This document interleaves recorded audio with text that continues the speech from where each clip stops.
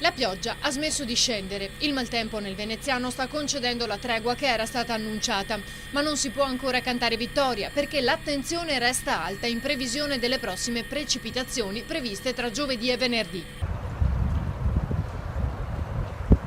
Intanto a Chioggia, nelle zone del Frattagorzone, l'emergenza è rientrata. Le 7 famiglie evacuate per precauzione sono rientrate nelle loro abitazioni questa mattina.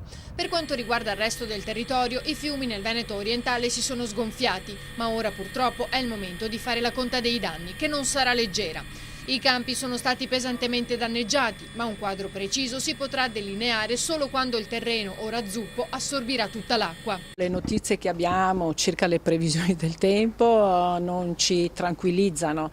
Devo dire che comunque il lavoro che è stato fatto fino a questo momento, grazie alla Protezione Civile, al Corpo di Polizia Provinciale e a tutti i volontari che hanno saputo essere presenti ora dopo ora, siamo riusciti a tamponare quelle situazioni che erano più di emergenza e che oggi permettono di tirare un respiro di sollievo. Purtroppo la continuità delle piogge può portare delle preoccupazioni per quanto riguarda anche la tenuta soprattutto degli argini e dei terreni che sono comunque imbevuti da giorni e giorni di acqua. Danni anche lungo il litorale di Bibbione. Si conterebbero almeno 2 milioni di euro per risistemare spiagge e arenile. Stessa sorte a Jesolo, Cavallino Treporti, Caorle e le altre località balneari veneziane.